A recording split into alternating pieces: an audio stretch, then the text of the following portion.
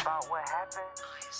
Crazy. True crime, we online. Come check us out. Tune in, it's about to go down. Know where we at. True crime, based on real life events. Every story has two sides. Who's telling the truth? Who's telling them lies? Them on me, anybody with eyes, they can see that this the truth that I am speaking. Blood leaking, what's the reason? No remorse for the family. Where's the justice? We need peace. Another plot twist this deep. Got me on the edge of my I wonder what's gonna happen next.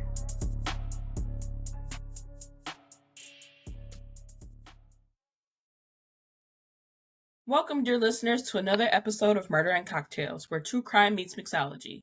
I'm your host, Nicole Mitchell-Colley, and I'm here with my fabulous co-hosts, Amber Watson and Lachelle Walker. Hey! Hey, everybody.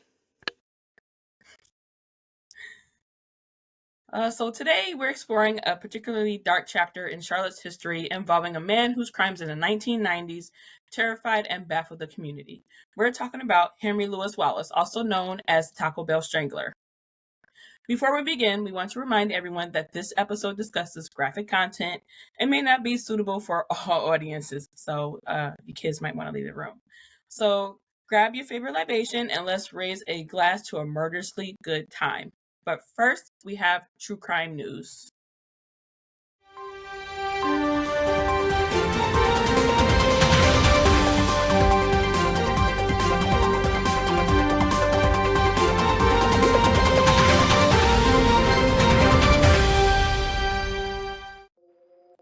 Tonight we have a significant update on a tragic case out of Oklahoma that involves the brutal killing of two mothers, a complex family dispute, and an anti-government group. In a developing story, a fifth person was arrested this Wednesday in connection with the murders of Veronica Butler, age 27, and 39-year-old Jillian Kelly. The two mothers disappeared under mysterious circumstances last month, sparking an intense investigation. Paul Grice, 31, was taken into custody and faces charges including 2 counts of first-degree murder, kidnapping, and conspiracy to commit a murder. Grice was booked into the Texas County Jail, where he now awaits trial. Butler and Kelly were last seen alive on March the 30th, traveling from Kansas to Oklahoma for a birthday party. I'm from Oklahoma, so this is very dear to me. Their abandoned vehicle was later found by the highway in a remote part of Texas County, with their remains discovered 2 weeks later on April 14th. 4 other suspects were arrested on the same day. The victims' bodies were found. These include Tad Burt Cullum, 43, Tiffany Michelle Adams, 54, Cole Earl and Cora Twombly, ages 50 and 44 respectively. The investigation has unveiled disturbing details, including a custody dispute and affiliations with the radical group known as God's Misfits, which the suspects allegedly belong to. This case has multiple layers that we are painstakingly working through. Painstakingly. And I mean that. Okay. An affidavit recently unsealed in court reveals that Adams, the grandmother of Butler's children and a central figure in a bitter custody battle, was allegedly in a relationship with Cullum. The affidavit also suggests previous attempts on Butler's life by the group. Emotions ran high at the courthouse last week as family members confronted those accused of heinous crime. A judge has denied bond for the 4 initially arrested, entering not guilty pleas on their behalf. I'm gonna pause right there. How do y'all feel about that? I think it's I fucked up that they got killed behind a custody dispute, but that seems to be a motive for a lot of things lately. Yeah. It's messed up. I mean, like they've been missing for a minute, and their bodies were found in shallow graves. I mean, that just kind of brings me to the link that you sent us with the mom who put her, I mean, it's not a custody battle, but she, put her daughter in a grave and acted like nothing happened. Mm-hmm. I mean, and I mean, that's over nothing. I mean, we don't know the circumstances on why she did what she did, but I mean, was it because she didn't want the dad to have her and she couldn't have her because she was busy all the time? Like, why would you do that? I'm still pondering on that one, because that's a dirty whore. So yeah. Yeah. I legit want to kick this bitch in the box. Yeah. I'm sure she's getting kicked in it. Hopefully hard. She might not have a box left. That's okay. I ain't mad at it, okay?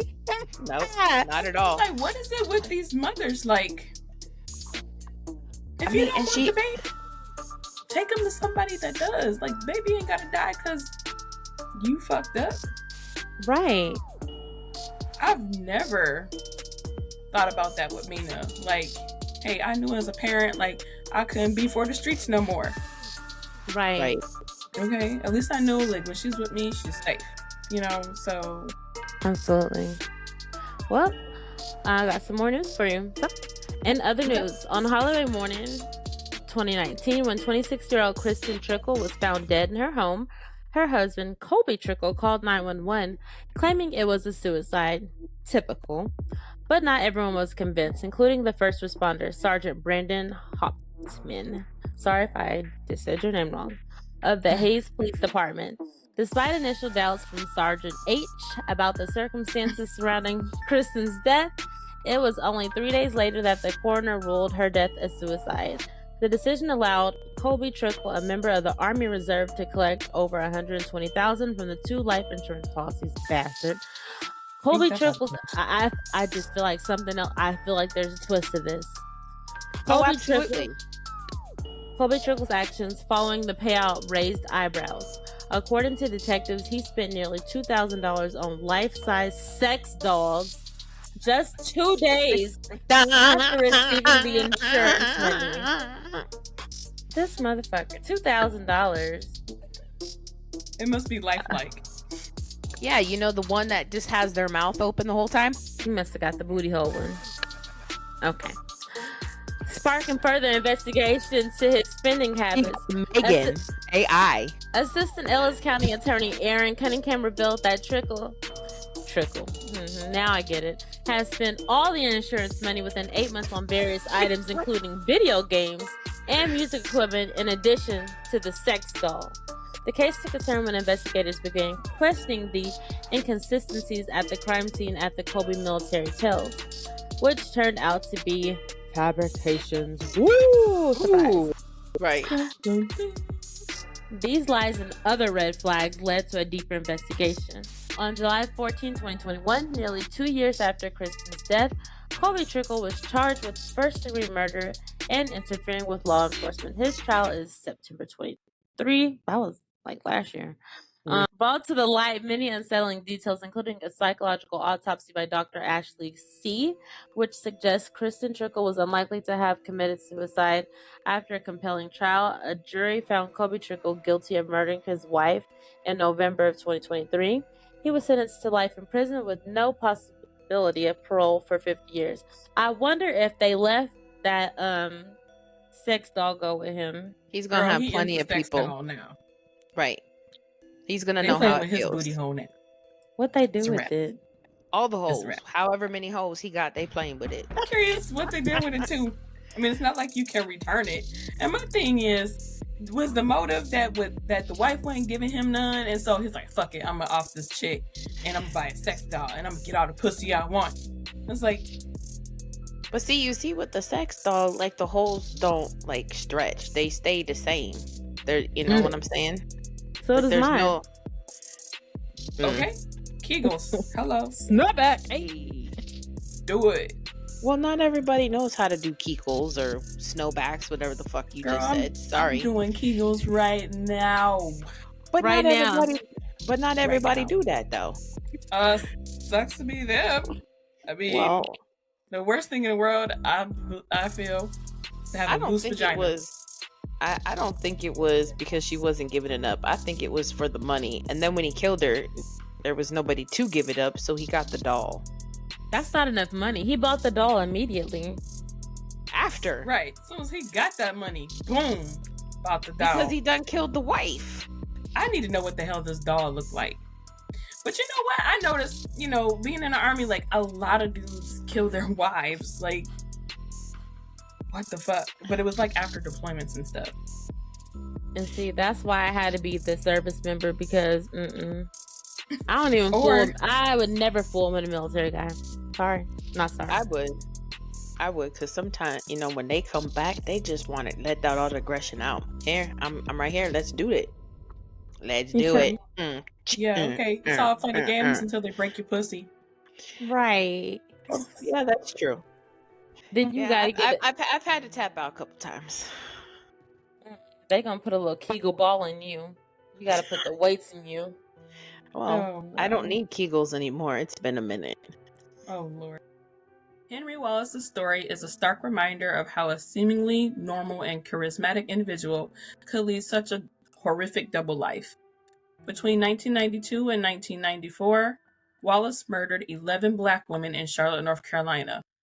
And what makes it even more horrifying is that many of his victims were his friends or acquaintances.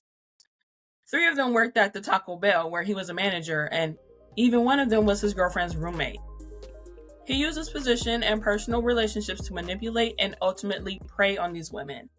He gained their trust, making it easy for him to enter their homes, where he would rape and strangle them. Shockingly, he even attended the funerals of some of his victims, pretending to mourn alongside their families. It's just bone-chilling. It took a while for investigators to realize the serial killer was on the loose. It wasn't until Wallace killed 2 women who lived in the same apartment complex on consecutive days in March 1994 that the pattern became clear. All right, everybody, it is that time. It is what time? Sip and solve time. Yeah. I wanted to talk about how I went to stab him, but okay. All right, well, we're going to pause for a sip and solve, and we're going to talk about what was just said. My bad. So anyway, I hate to say this, but I used to work at Taco Bell, and I liked my manager. And maybe it was his position. I don't know. Maybe because he was like 6'3" and a Mexican and just fine as hell. Oh my God. Anyway, yeah. Mutual attraction, deep walk-in freezer. Many, many things happened. Ew. Hey, it was many, many years ago. Okay, I was a lot. Yes.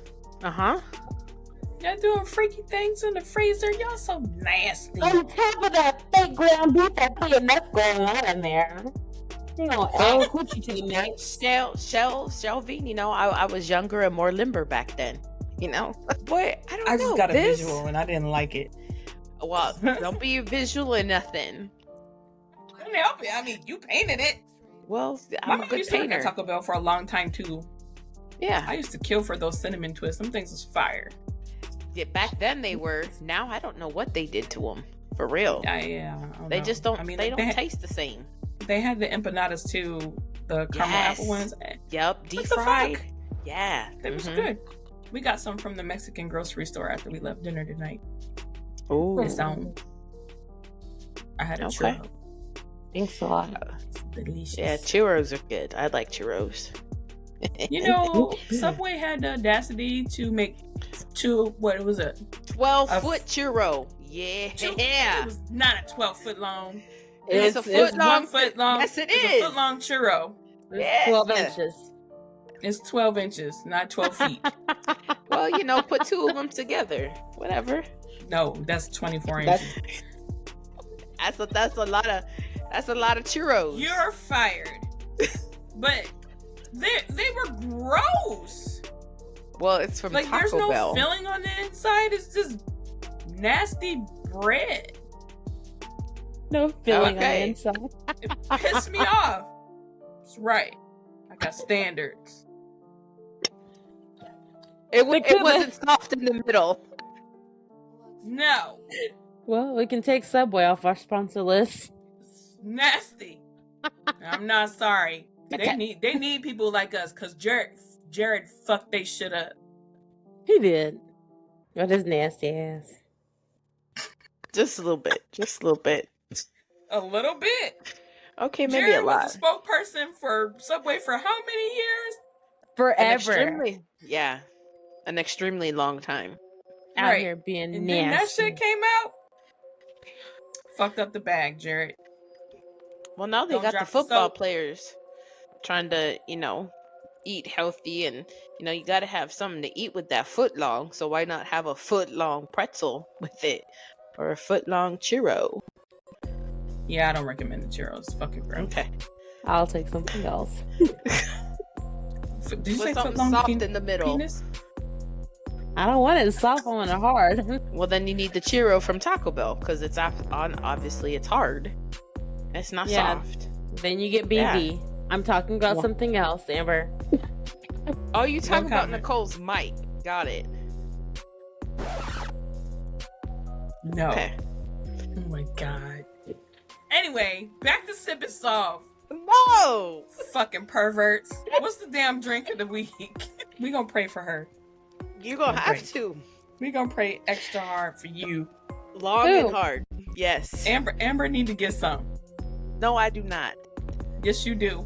I do not. Oh. Yeah. Tell mom to knock it off. Okay. Today's oh my god.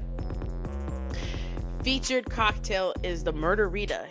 So the ingredients for the Murderita are enough frozen strawberries to fill your glass, 1 shot of tequila, 1 shot of triple sec, any good strength orange liqueur will do, 1 ounce, which is 2 teaspoons, of lime juice, fresh strawberry for garnish. Instructions. I'm gonna kick your mom's ass. Blend all the ingredients until smooth. Pour them into your glass. We're recording, Mom. What the fuck? I told her, if you don't have a blender, put the strawberries in a sandwich bag and bash them to bits with a rolling pin. That's a good Then murder mix, right? Then mix with remaining ingredients in your glass, topped with sliced fresh strawberries. Sounds good. Okay, Nicole, back to you. Thank you. All right, back to the case. So Wallace was finally arrested on March 12, 1994. During a press conference following his arrest, Deputy Chief Larry Snyder acknowledged the police's hard work, but admitted regret that they hadn't identified him sooner, potentially saving some of the victims' lives. The investigation faced many challenges. The early 90s saw Charlotte's deadliest year, exacerbated by the crack epidemic. According to the former detective Gary McFadden, the unit was understaffed and overwhelmed, dealing with not only with murders, but with natural death, suicides, and missing persons reports. Wallace didn't make it easy for him, though. He was meticulous in covering his tracks, wiping down surfaces, and even making his victims shower to wash off any DNA evidence. There's also a significant racial component to this case. Dee Sumter, mother of victim Shauna Hawk and co-founder of the Mothers of Murdered Offspring, highlighted that the value of Black women's lives was not prioritized, impacting the urgency and resources allocated to these investigations. Wallace's troubled past might give us some insight into his psyche. Raised in an abusive home in Barnwell, South Carolina, he began having violent fantasies at a young age. Red flag. Despite a seemingly normal exterior in high school, where he got good grades and was even on the cheerleading squad, his darker impulses were just beneath the surface. Yeah, see, he was on the cheerleading squad and lifting up them young ladies and putting them fingers, here you go. Sorry. After joining the Navy and a brief marriage, Wallace committed his first known rape in 1987. His criminal behavior escalated after his discharge from the Navy in 1992, which brought him back to South Carolina and soon after to Charlotte.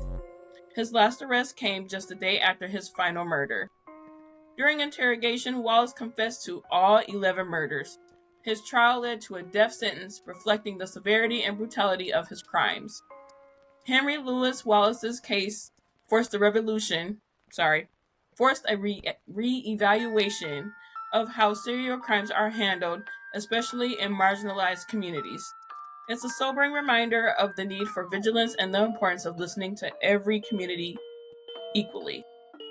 It also shows the resilience of families and activists like Dee Sumter, who continue to advocate for justice and better treatment for the victims' families. As we reach the end of this chilling episode of Murder and Cocktails, we want to thank you, our fantastic listeners, for joining us on this dark and mysterious journey. Your enthusiasm for true crime and mixology makes this episode truly special. Before we wrap up, don't forget to follow us on your favorite podcast platform to stay updated on the latest concoctions of crime and cocktails. And of course, share the love by leaving a review. Your feedback keeps the spirits high and the stories flowing. Remember to visit our website, truecrimemeetsmixology.com, for the cocktail recipe of the week, Murderita, inspired by today's episode, and to check out our favorite things. Until next time, stay curious, stay safe, and keep those glasses full. Cheers to the mysteries that keep us coming back for more. Ooh, that show was good. I can't wait for the next one to come out. Binging on the podcast. Hope true crime never run out. What's gonna happen in the next episode? Nobody don't know. I'm in suspense. This get intense. No turning back now. I'm all in. True crime. We online. Tune in. It's about to go down. True crime. True crime. Based on real life events. Every story